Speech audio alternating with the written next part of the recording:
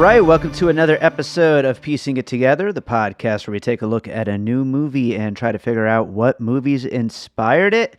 And today on the show, we are going to be talking about The Empty Man, which is not exactly a new movie. Normally, I don't do this. Normally, if a movie is already a couple months old or whatever, I kind of just let it slide and just move forward because there's so many new movies to cover. But this is a movie that has started to pick up such a strange cult following. It got dumped, and we'll get into this more during the conversation. Joining me for this one is Darryl Armstrong from Rise Up Daily and the CyberShorts Film Festival. But yeah, we'll get into it more in the conversation. But this is a movie that was dumped, which is such a weird thing to say, but dumped in theaters during the time when no one could go to the theaters back in October of 2020. Just left to die, basically, when no one was going to be able to see it. Got pretty bad reviews at the time, and then all of a sudden people picked up on how interesting and unique and different it is. And the story has kind of just grown from there, and people just keep talking about this movie, and it's pretty clear that this is a future cult film that people are going to be talking about for a long time, so I didn't want to let it slide. So we are talking about The Empty Man. And before we get to that conversation, I do want to remind you, as always, to make sure you're subscribed to Piecing It Together wherever you listen to podcasts. You can rate and review us over on Apple Podcasts or Podchaser. You can follow us on social media at Piecing Pod. Join the Facebook group Popcorn and Puzzle Pieces. And don't forget about our Patreon, where we post advanced episodes of Piecing It Together, bonus content from both Piecing It Together and Awesome Movie Year, bonus content from my music career. I also do these monthly updates, just talking about everything going on in the world of me and everything I'm involved in. So lots of great content over on the Produced by David Rosen Patreon. Check it out at patreon.com/by David Rosen. And that is what I've got going on. There are a lot of Piecing It Together episodes coming your way, so make sure you're subscribed wherever you listen to podcasts. And let's get into this conversation about The Empty Man. All right, so this should be a fun one. This is a very weird movie that a lot of people have been talking about, and even though it's a few weeks old as far as the VOD release is concerned, a few months old as far as the theatrical release is concerned, I couldn't let it slide by. We had to talk about it here on the show. It's The Empty Man, and here to talk about it with me is Darryl Armstrong from CyberShorts and Rise Up Daily. Darryl, thanks so much for being here. Great to be here, man. Thank you. Yeah, I'm looking forward to this. And, before we get into it, it is your first time on the show. So why don't you tell people a little bit about what it is that you do? Yeah. So I write film reviews, criticism, mostly right now on Film Inquiry and Rise Up Daily, which I also edit. I've also been working on the 88 Names podcast, producing that. We started that last year as a book launch campaign for Matt Ruff for his latest novel, 88 Names. And that's kind of become its own beast, gone into a second season. A lot of fun. We've gotten to talk to an Oscar-winning short film director, NASA employees, and game designers. That's cool. Yeah, Mike Pondsmith, who was the creator of Cyberpunk, which was a lot of fun. So I am also the co-founder and co-director of CyberShorts Film Festival, which we started last year. This is going to be our second year. An online short film festival based in VR, which is a lot of fun. We started it last year when the lockdown hit from COVID, as a way to be able to keep showcasing some short films in a theater-like setting. Yeah, no, it was fun last year. Obviously with my music videos, like going out to film festivals was always a major way for getting my stuff out there, and that was kind of cut off for me. And it's Mm. cool. A lot of film festivals going online. They got to do what they got to do, but doing the whole virtual reality aspect definitely was a unique method for doing it. And yeah, it was fun checking that out last year and being a part of that. So I'm glad you came up with an interesting new way to do film festivals. Yeah, it was just it kind of hit at the right time, and yeah, it's been fun. We're looking to grow it. May 1st is going to be the date of our festival for this year. Hmm. So everybody can check that out. Go to the website cybershorts.online. Perfect. Well, right on. Let's talk about The Empty Man. We're going to, of course, get into puzzle pieces and all that in a minute, but this is one you had messaged me and said, Mhm. "Hey, are you planning on doing an episode on this movie?" And at the time, I still was interested in the movie. I just hadn't gotten around to it yet, and I knew that it was starting to kind of grow in its reputation. But was this something that you had been kind of following along with, or did you just kind of discover it out of nowhere? I discovered it. I guess the theatrical release was in October Yeah. of last Which year. is this weird backwards thing of dumping it to theaters, which in the past dumping means streaming or VOD or whatever, but Right. because of COVID, turning everything upside down, the theaters was the dumping ground. Yeah, yeah, exactly. I wasn't aware of it at all until maybe a month and a half ago. Hmm. Um, and I had seen people mentioning it, discussing it. A few people that I follow who have taste similar to mine, Hmm. and I was like, okay, I got to check this out. I watched it, and I was like, wow, this did not Right. deserve to be done. Yeah, and that seems to be the story around this movie. Spoiler alert for where I'm going to go with the conversation. I think the movie is a bit of a mixed bag. Mhm. I definitely enjoyed parts of it, but regardless of how successful it is as a movie, it did not deserve to be just dumped. And it's just clear that the studio had no idea what to do with it. And there is like a whole story out there. There's a great interview with the director, and I mean, this is a movie that the studio put a lot of money into, which these kinds of movies usually don't get that kind of money. And then they took a look at it and said, "Wow, okay, we don't know what to do with this." And Yeah, yeah, it's there's a grand tradition of these kinds of movies, and I don't know if maybe some of them will show up in our puzzle pieces, but the weird studio horror that they didn't quite know what they were getting themselves into as they were putting them together. yeah, totally. Yeah, I'm sure I've got a few puzzle pieces that'll fit in there.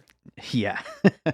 It's this kind of film that's a mashup between genres, I think. Sure. And when we see that with film studios, they usually don't seem to know what to do with these type of films. Hmm. And I get that, but I think they do find an audience, and often they kind of push creativity for viewers and even other filmmakers. Yeah, yeah, for sure. And one other thing I wanted to mention before we start jumping into pieces. This was, of course, based on a graphic novel, The Empty Man. And back when I first started on my podcasting journey, when I was first starting piecing it together, obviously as a podcaster, I guest on a lot of other podcasters to get my name out there. And the first one I guested on was called The Comic Concierge, where I was asked to read a comic, and that comic was The Empty Man. And I had no idea what it was. It was my first comic I'd read since I was like probably 12 years old or something, because I'm just not Wow. really a comic guy. And yeah, and it was weird that was eventually turned into a movie. I mean, at the time there were rumors it was going to get turned into a movie, But that, that was like 4 years ago or something. So yeah, it's really interesting to finally come full circle and the movie ends up happening. And I will say, obviously, I was just starting piecing it together out. There weren't really many listeners at the time, but the host of that podcast, he checked out what I was doing with my first couple episodes, and he asked me, if this was a movie, what kind of puzzle pieces would I bring up?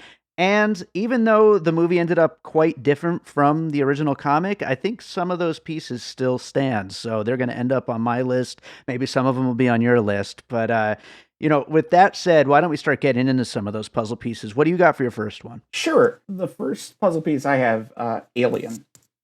Okay. The director, David Pryor, actually started his career working on the isolated score track for the Alien DVD release. Mm-hmm. So I think it fits there. But the main part is the giant kind of skeletal figure that Sure. you see at the opening of this film. And it's interesting, the opening of this film, it's basically like a 22-minute, I think it's 22 or 23-minute short film before we even get to the credits. And there's this group of travelers who run across this giant kind of skeletal creature, and it plays out in this opening sequence that is pretty standard, I think, kind of fantastical horror. But that skeleton figure, it kind of touches on that uncanny valley, right? Where you've got a human-like skeleton, but it's off. It's too big. It has this weird kind of rib cage that it's almost holding out in front of itself. It's reminiscent of very much, I think, of the space jockey from Alien. And that kind of sets the mood or the tone for the film. There's this very weird, odd discovery that these people have made. Yeah, I think that skeleton creature definitely in that kind of H.R. Geiger kind of realm of creature design. And then also, speaking of the space jockey, I think bringing up Alien is a great puzzle piece to kick this off with, because, one of the things that people either like or don't like about this movie, The Empty Man, is it is not very interested in giving away all the intricacies of how any of this crap works. There's a lot of secrets to be, to kind of pawn over for who knows how long, because we'll probably never get a sequel. We're not going to get 6 more movies like Ridley Scott and his Alien universe. So I don't think we'll ever figure it out. I hope not. Yeah. I think some movies are better not being fleshed out in half a dozen sequels. Yeah, probably not. And I don't think there's necessarily room for it, but at the same time, there are so many questions left open. I would assume maybe the comic book series, if you read the whole thing, I read like the first 4 issues or something like that. Maybe it gets into more of that stuff, although I think it's fairly different though, like where the actual story goes. So I kind of doubt it, but leaving so much open-ended, I think, is definitely a hallmark of those first couple of Alien movies for sure, before Ridley Scott decided to go back in and explain every last thing in a little detail. So I'll go with my first puzzle piece, which, going right along with, that whole backstory of this director, this, of course, being his first feature, but having gotten his start in those kind of DVD commentary, special editions and all that stuff. The other big one that is well known is David Fincher. And so immediately I thought of Seven, because, dealing with a cop thriller that may or may not have some kind of religious or supernatural angle to it, and just that real dark kind of noir tinged thriller, and a real big focus on the detective work here, which, of course, you think of Seven, you think of all of the kind of horror aspects, but when it comes down to it, it is a cop mystery, basically. It just happens to have a lot of those aspects to it. And, both have a lot of horrific imagery, mixed in. You're not just getting a standard cop, movie, but they both come from that same kind of a place. And I kind of think like Seven is kind of the gold standard for that kind of thing. Yeah, totally. It certainly in modern film that this neo noir aspect, which is a big part of this film, and specifically, you mentioned, Seven being centered around a almost cop kind of procedural uh, Yeah. type of film, but this I think surprised people going into it, and probably why the studio didn't really know what to do, is because it has so much of this neo noir framework that it's built around. It has the horror elements. It's a mishmash. Yeah. It very much is. And it was advertised, I feel like a teen slasher or something like that. Totally. The Empty Man was like a slasher character or something like that. And yeah, and then just to kind of jump back to what you were saying about that 23-minute intro, which is like its own other thing. That's not this cop procedural thing. So it's like there's a lot going on here, a lot at play. And I think that makes for a really rich movie experience. And I think that's why people are kind of connecting with it, because people kind of tend to like when you get this kind of mixture of tones. Yeah, the director David Pryor, I think he was swinging for the fences here, Yeah. and he has said, you were talking about the comic that it was based off of, and he has said it is not, flat out, it's not a direct adaptation of the comic. Hmm. It's its own thing. It's more like a story based on the original material. Right. Absolutely. So let's move on to another piece. What do you got next? So next, and going back to Pryor's previous work, he actually worked on the special edition release of a film called Ravenous, Okay. which, when I saw that originally, gosh, I mean, it was probably 15 years ago. It kind of blew my mind. Again, it's one of these films that starts in one direction, and you think you're watching a certain type of story, and then just throws a curveball, and you go down this left turn. Ravenous starts as a military western, set during the Mexican American War, Hmm. and you think you have this kind of western kind of movie going on, and then it turns into this cannibal horror film, Right. and you're like, what is going on? So yeah, Pryor, the director Pryor, had worked on the special edition release of this. So I definitely think this type of filmmaking is,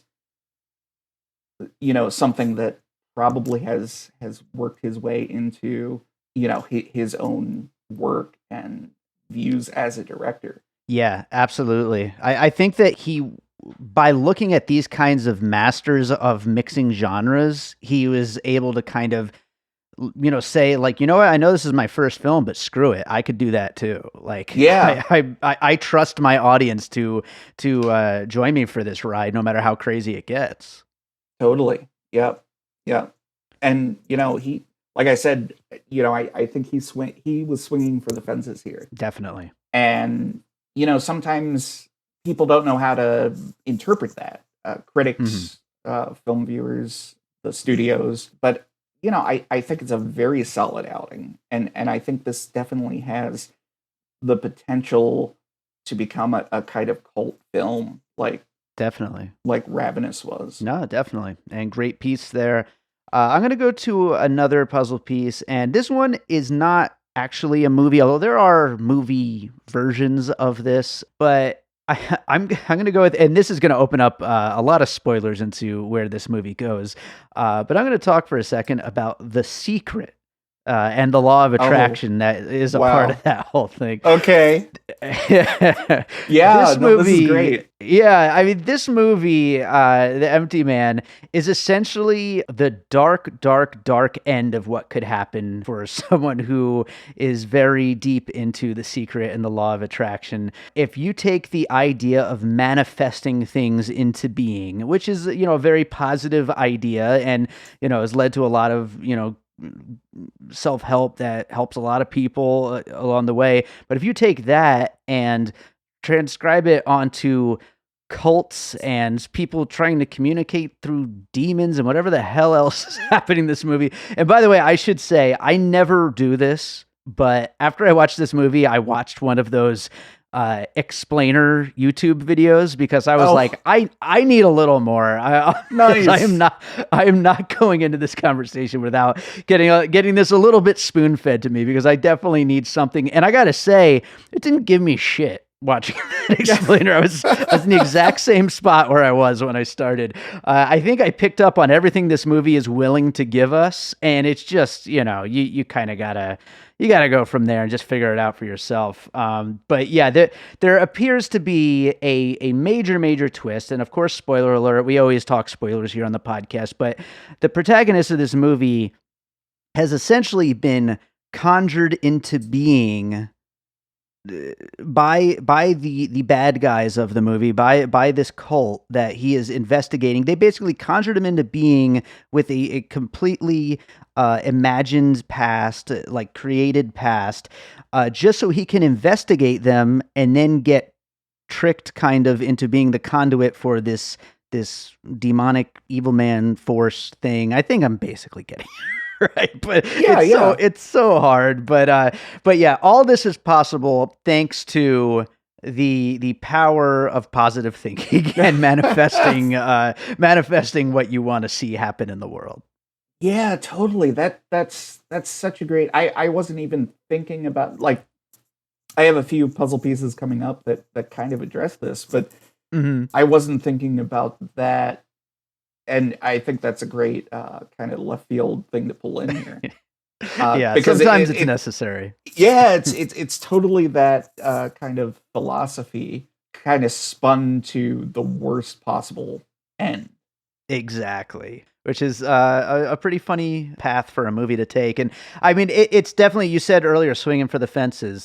This guy is swinging for the fences with some of the ideas in this movie for sure. But yeah, what do you got for your next piece? So next piece, and I think this kind of leads into it. Under the Silver Lake, Sure. which is again another film that just is a mishmash kind of genres. Hmm. But it's very much rooted in the neo noir kind of mystery set in a 21st century setting. There's the and this is a spoiler for Under the Silver Lake as well, but there's this mysterious, sinister cult that's Hmm. working, in the background of both films. There's the search for a missing girl Hmm. that kind of drives the narrative of both stories, and it's kind of I think it's of a I think it would make a very interesting double feature. Yeah. One is kind of leans into the horror aspect with The Empty Man. Under the Silver Lake is a bit more traditionally noirish. Sure. Um, but yeah, I think this is a type of film that would benefit from that. You were saying you looked up an explainer. Hmm. I did that for Under the Silver Lake, Right. Yeah. and it's just it's kind of that, almost a mood more than necessarily a narrative that has perfect explanation. Sure. It's Yeah. creating that mood. No, yeah, absolutely. They're both movies that would benefit from multiple viewings. They're movies that I'm sorry, but no matter who you are, you're not going to get every last little detail off that first Yeah, viewing. There's just too much that is, uh, not either not explained or just not explained in a way that kind of reveals itself at first. Like it requires that extra thought and extra going back in. And is it all even there in the first place? Who knows? But right. certainly with a lot of thought and a lot of pondering on what exactly is going on, you can get to it. But definitely they're made in very cumbersome, strange ways to kind of get you just as stuck in the narrative as the main characters of these movies, which is an interesting thing as well. But yeah, Under the Silver Lake's a great piece to bring up. The other thing similarity that I was thinking about was they both at maybe about 2/3 of the way through the movie, the protagonist has a conversation with an older, in the Empty Man's case, cult leader played by Hmm. Stephen Root, who is just always amazing. Oh, he's great. Whenever I see a movie and know that he's going to be in it, I'm gonna like, well, there's at least a few scenes I'm gonna like because he's Yeah. just so much fun to watch. And in Under the Silver Lake, we had Garfield's character met the songwriter. Hmm. And again, it was both of them had these conversations with these people who have more information, but leave you guessing as an audience member. It gives you Yeah. just a little bit of a tease to what's to come. Yeah, I like how both of those examples could have just been big exposition dumps with like Yeah, just spelling out every last thing, but they go the opposite direction and just keep you just as confused, but give you a lot more clues along the way. So, totally. Yep, yep. right on. Well, I'll go on to another puzzle piece, and this is one that fits squarely into what I was talking about earlier with the big budget film that the studio puts a lot of money into, and then they see the final cut and they're like, "What the hell did we just bankroll?"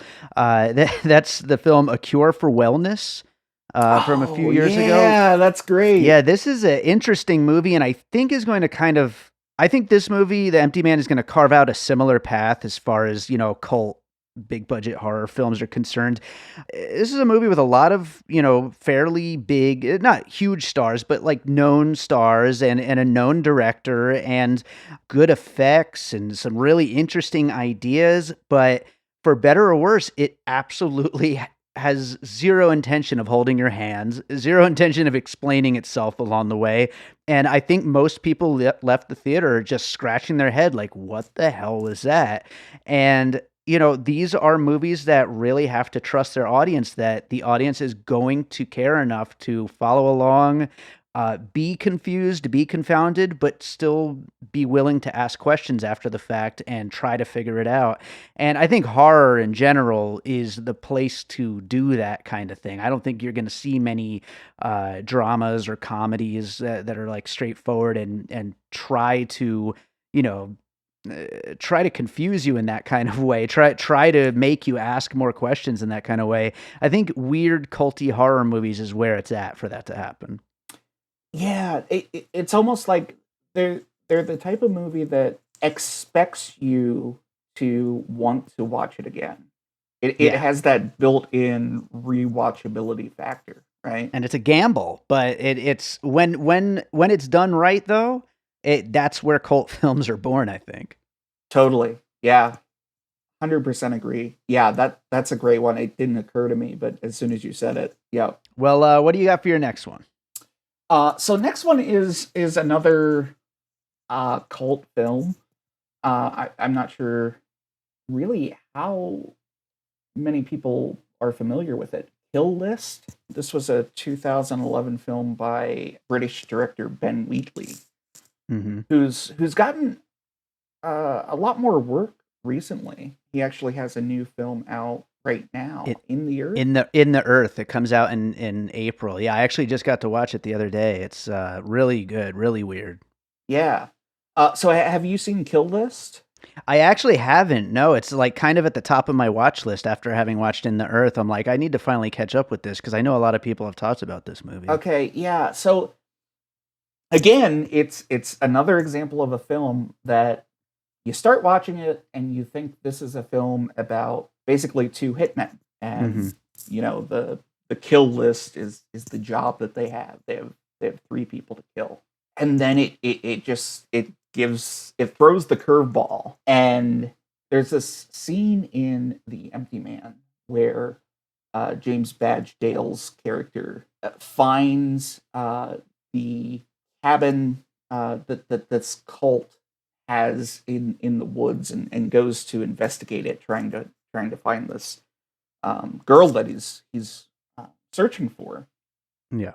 and he winds up observing this cultish ritual, and there's just this kind of amazing moment in the film that probably my favorite moment in the film, where he's watching them from like across a little stream or whatever in this woods, and they begin to react to him. Yeah. And at first, you as an audience member, and you assume it's the character, he's thinking, they haven't seen me, and then they start moving toward him, Yeah. and he just goes, "Oh hell no," and books it. Yeah. Which was just such a fun moment that kind of made him human as a character, right? Because Hmm. imagine yourself in that situation, you'd be like, "Nope, I'm out," right? Yeah. So toward the end of Kill List, there is a very similar scene. When I watched The Empty Man, I was like, "Oh, this reminds me of this scene from Kill List." And I actually went back and watched it last night, and yeah, it's just this great moment where you think the story is going one direction, and it just goes somewhere you don't expect, Hmm. and it's great. And there's other similar films like this, The Wicker Man, you know, Hmm. who have this similar type of setup and payoff.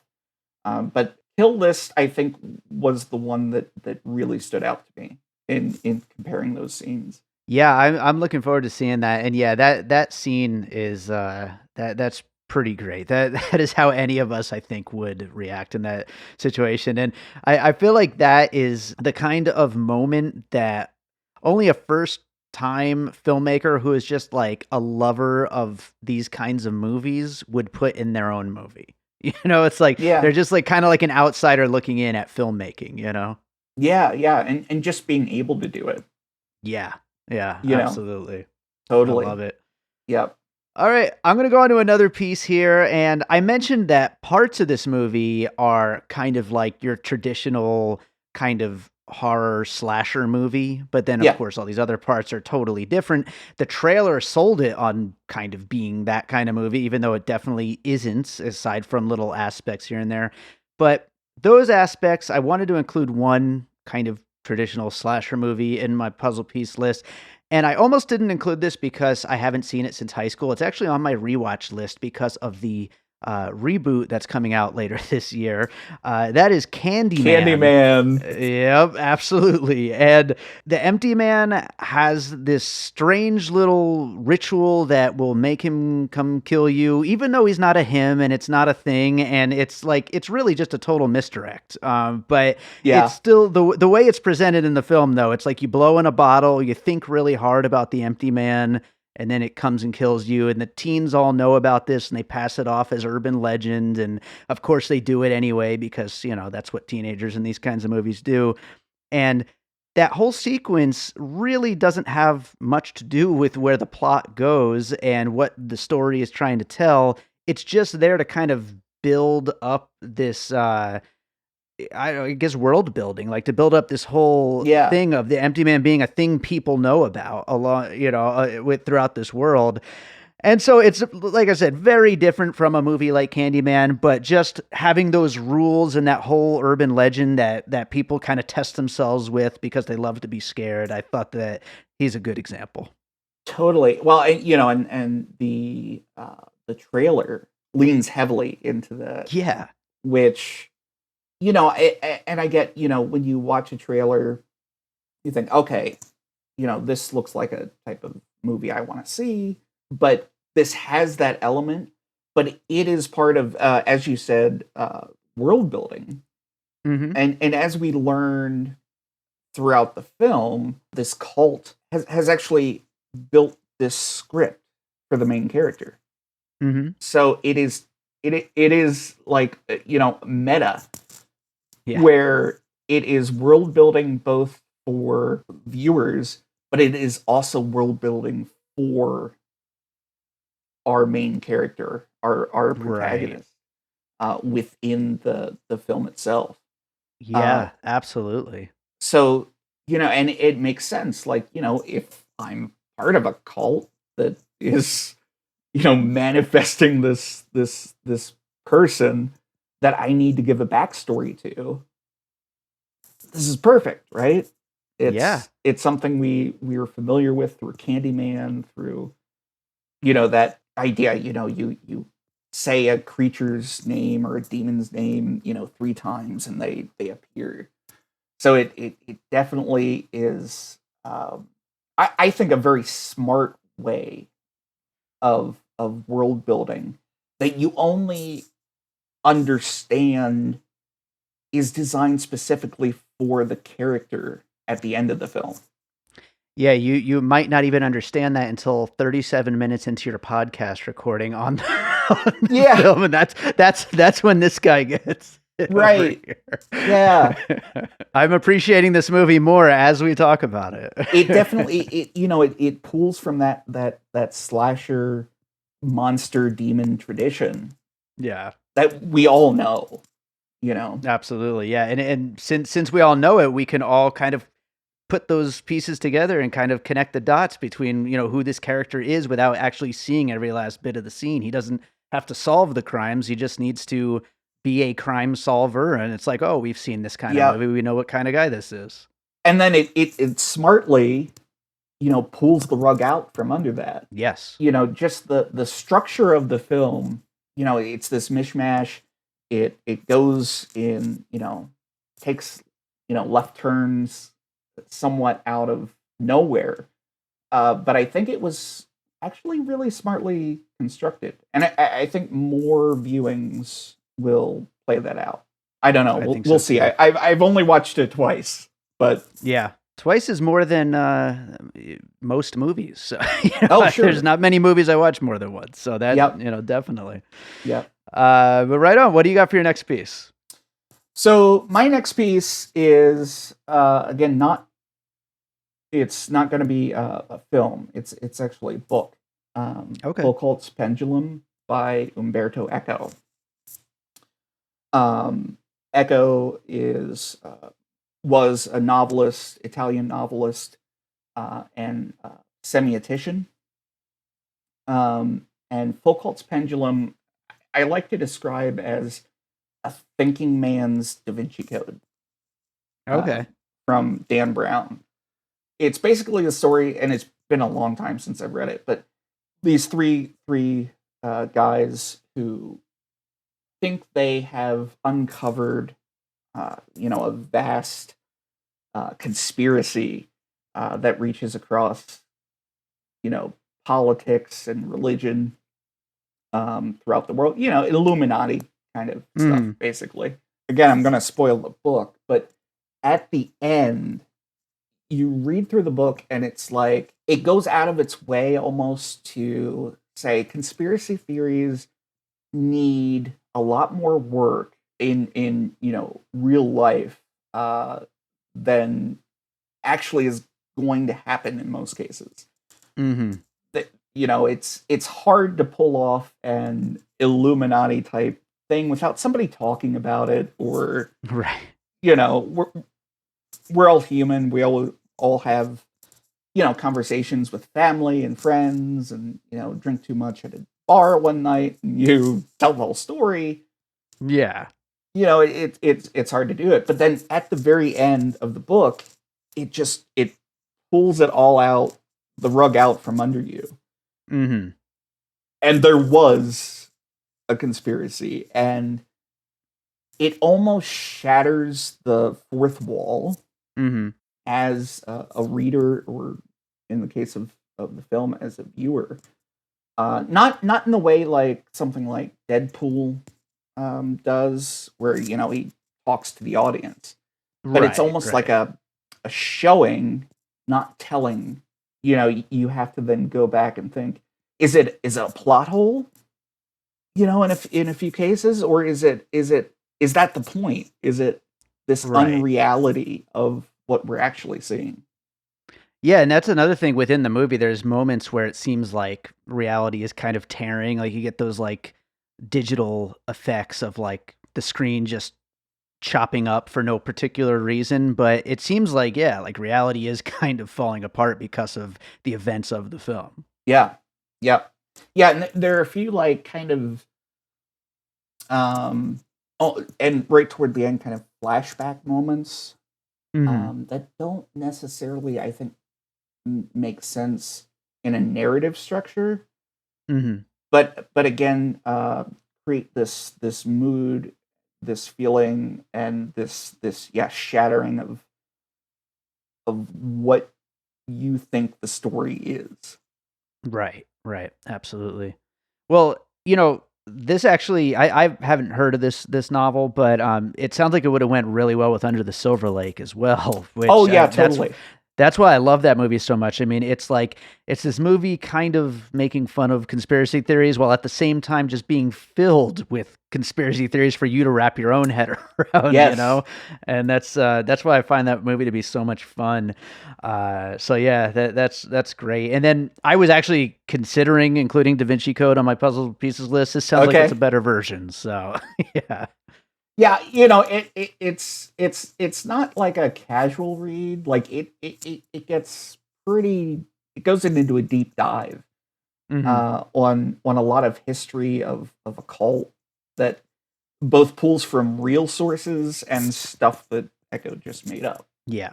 But yeah, it's a fun read if you're in the mood for it. Right on. Well, I will go to another piece here. And there's a thing with, a lot of people die in this movie, and most of them are made to look like suicides. Whether or not they are or aren't, that's kind of some of the secrets that are at play here. But I thought of M. Night Shyamalan's The Happening because of the way this idea is kind of spreading from person to person. And along the way in that movie, everybody ends up killing themselves. Like each person who gets that seed from the happening of whatever the hell the big twist in that movie was. Yeah. But everyone kills himself once it gets to them. It's something in the air or whatever. But yeah, in this, it's kind of like that too. It's this idea is kind of creeping from person to person, and once they get it, they end up killing themselves, or maybe it's the cult killing them. It's hard to really say for sure, but that's certainly what we're led to believe as things are unfolding. Yeah, yeah, and I think that totally ties into the secret that you brought up Yeah, earlier as well. That sure. that kind of manifesting reality through an idea, Hmm. and in this case, it spread. And you just talking about that reminded me of another film, Pontypool. If you're familiar with that, I've never seen it. No. it's basically a zombie story where zombies get infected by spoken words and understanding of meaning. Oh. And it's set in this guy is a talk radio host, and it's pretty much completely set in their radio studio. And what you were saying, I think totally ties into both that and Pontypool, and totally would make sense here. That the whole idea of this manifesting reality through conversation or ideas, shown in a creative way. I think that's kind of a concept that we can talk about, but it's hard to visualize. Right. Yeah. Yeah. No, that sounds like a really unique concept for a horror film. So I'm gonna have to check that one out. I hadn't heard of it. Yeah, yeah. Stephen McHattie plays Okay. the lead there. Right on. Well, I'll go on to another piece, and this goes along with some of the other religious iconography and all of that we've been talking about throughout this conversation.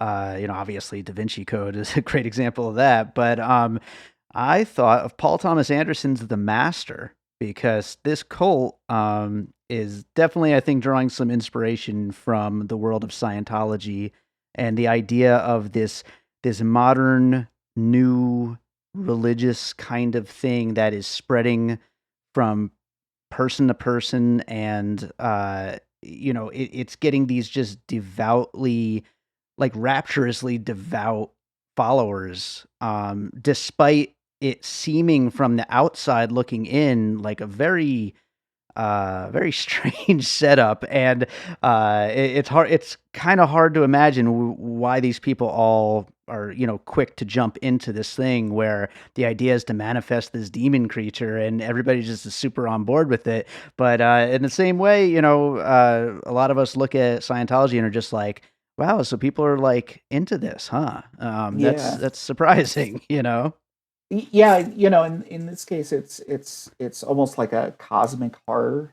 type of thing. Like, Mm-hmm. you read H.P. Lovecraft or see some of the films that have been inspired by his work. Mm-hmm.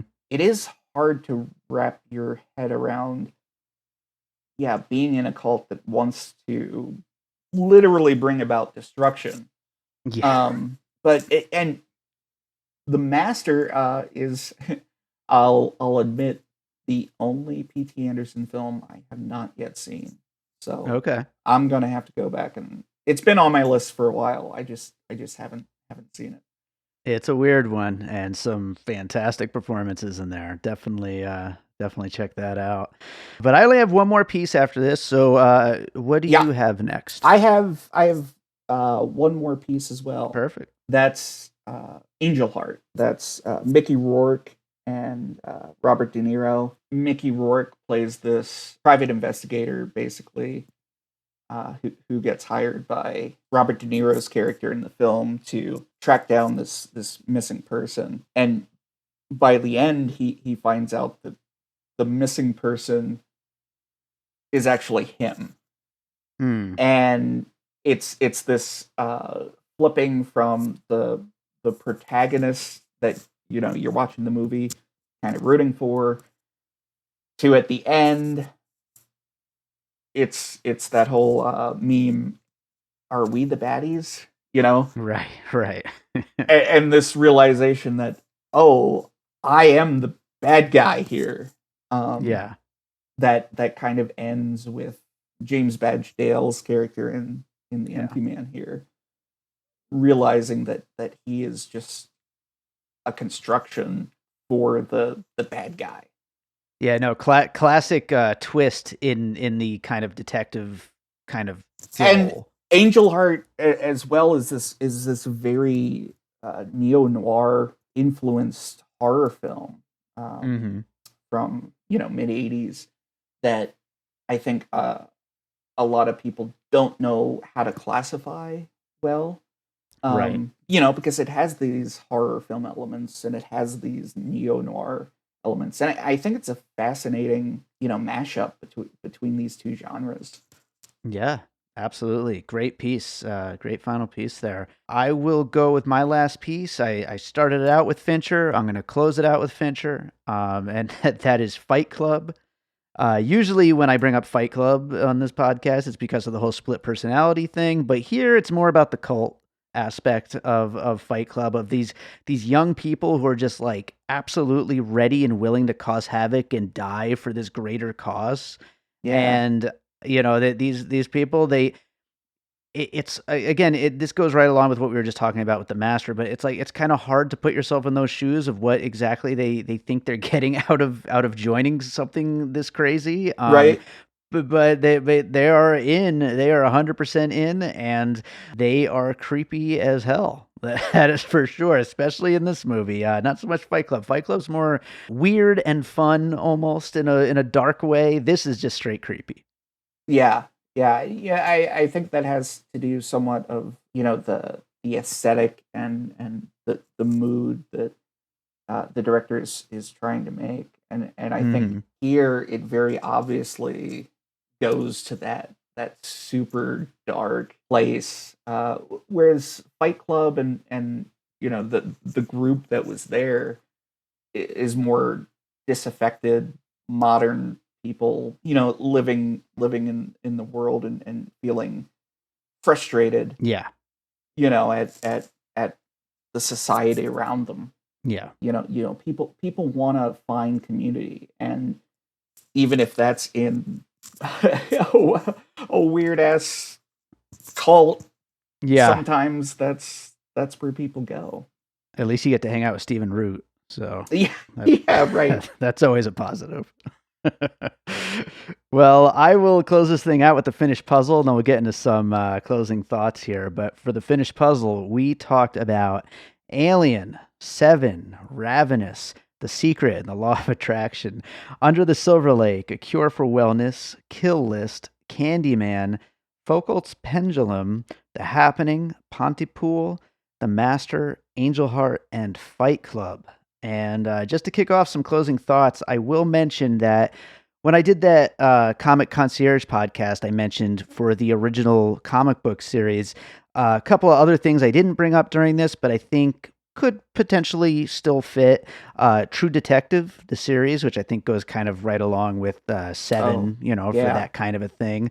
Also, John Carpenter films because of the, kind of the creatures and that skeleton thing we talked about earlier, and then also Event Horizon is something that from the original comic I kind of connected it with, and then The Shining. There's a lot more of the main character like kind of losing his mind in the comic, and so there was a little bit of that there. I guess you could still see some of that in the film, although as we've talked about, the film does split paths from the original comic. But I just Yeah. wanted to kind of throw those out there as other things we could have potentially talked about along the way. But do you have any closing thoughts, any main points we didn't get to along the way of talking about puzzle pieces? The only thing, and I actually looked this up because quite a few reviews have specifically called out this very long, introduction Mm, pre-credit sequence and the length of the film. So I wanted to look up, and I did the longest pre-credit sequence mm, in a film is from the last movie, which was directed by Dennis Hopper okay, and featured Chris Christopherson's film debut. Um, okay. that was from 1971. I was gonna And say Gaspar Noé's climax that comes in at least I want to say 15, 20 minutes in. okay, I hadn't Yeah. seen that one yet. Yeah, his films I kind of don't Yeah, jump at to they're an see acquired anymore. taste for sure. Sometimes they're hard, but yeah, okay, that's a good That one. is pretty damn interesting, and I would say like to critics who are like kind of critiquing the idea of it taking that long with the intro, I actually would say that opening sequence is my favorite part of the movie. Yeah, I like a lot of what follows, and I love a movie that really swings for the fences with its ideas and just really going for it. But that first 20 minutes, just as it stands, is such a tense and well done introduction to this movie. And I kind of wish maybe if we were going to shorten this thing, maybe some of it would come off of the setting up of the empty man as this urban legend amongst those teenagers. I think that is some yeah. of the stuff that to me doesn't quite work as well. So, I don't know. I guess it's hard to say, who knows what would work best. But I, as it stands, though, I wish more major studios would give these filmmakers with a vision more money like this to really just go for broke and try things like this. Yeah, totally agree. You know, that opening sequence almost stands by itself as its own self-contained, you know, short story. Definitely. So you almost get two stories for the price of one. Absolutely. Well, I think that does it for The Empty Man. Is there another movie you watched recently you'd like to recommend to our listeners? Sure. I just literally this week saw Life Force for the first time. Oh, I don't think I've ever actually seen Life Force. I always recall the box art, but Yeah, Toby Hooper, yeah, who did the original Texas Chainsaw Massacre, Poltergeist. It was another film I watched somewhat specifically for prepping for this as a film that starts one way and 20 minutes into it you're like I'm watching a completely different film than right. than when it started, but it takes you for a ride and it's a lot of fun. It has some dated special effects, but John Dykstra worked on it. Yeah, just a lot of fun as kind of a throwback movie, Yeah. but new for me. Right on. Yeah, maybe I will get to that one of these days. I've always been interested in it. I was always intrigued by the box art for sure. But right on, cool. Darryl, this was great. Why don't you tell people again where they can find you and everything that you're up to? Yeah, so you can find my writing on film usually when I do is at Film Inquiry or Rise Up Daily. Check out the 88 Names podcast. That's 88 Names on Twitter. That has all the links. And cybershorts.online for our upcoming CyberShorts Film Festival going into our second year. Awesome. Yeah, I'm looking forward to that, and I'm hoping to submit something again for next year. So Oh, that'd be we'll awesome. see. Very cool. Awesome. Well, thanks so much for joining me, and maybe we'll get you back again sometime soon. Thanks, David.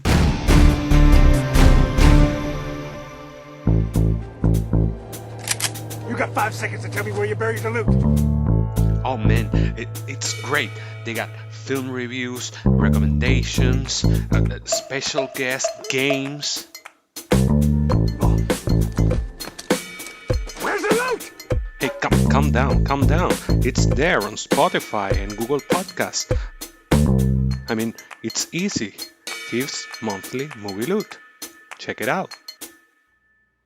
That was a great ad. I really like that one. I got to redo my ad that I send to other podcasters to promote piecing it together. I like our ad, but that's a really good one. I got to do one with a little thought thrown into it like that. But anyway, I hope you enjoyed that conversation about The Empty Man. Thanks to Darryl Armstrong for joining me for that one. Definitely check out everything he's got going on. That CyberShorts VR Film Festival is a really fun fest. My music video Multiply was in it last year, which was a great way to get my music out there during a crazy pandemic where I can't actually travel to regular film festivals. So it was a very interesting and cool experience. So yeah, check that out. And as always, I want to remind you to make sure you are subscribed to Piecing It Together wherever it is you're listening to podcasts. Also, don't forget to follow us on social media at Piecing Pod and join our Facebook group, Popcorn and Puzzle Pieces. Aside from that, I already told you about the Patreon, but you can, of course, check that out too. The Produced by David Rosen Patreon. And don't forget to share Piecing It Together with whoever you like sharing podcasts with. The Patreon is cool. Supporting that is wonderful if you want to do that, but the greatest way you can support this podcast is just by simply sharing it, because that gets us out in front of all new people, and that is what we are trying to do. So, before we get to closing this thing out with a piece of music, I do want to mention that Last week, I put out a new single. It's called Destined for Greatness. I played it at the end of the April trailers episode, so I'll play it again at some point, but I'm not going to end another episode with it. But Destined for Greatness is a brand new single I just released, something to kind of hold everybody over until my next album is ready. But check that out on iTunes, on Spotify, wherever you get your music. It's called Destined for Greatness, and I think it's a pretty cool track. So enjoy that. But right now, I'm going to play you out. I could have went with a creepy, dark song, to go with a movie like The Empty Man. But I was thinking more specifically about that bottle blowing that goes on in the movie. Part of the lore of The Empty Man is you blow into a bottle, make that bottle blow sound, and then think about the empty man, and then he comes and kills you. So I was thinking, where do I have a song with that kind of bottle blow sound in it to maybe creep you out after you just watch The Empty Man? And this song isn't super creepy, but it's got that sound in it, so I figured I'd play it. It's from my latest album, David Rosen. It's called Like Never Before. I really like this track, so hope you enjoy it, and we'll be back with more Piecing It Together coming out real soon.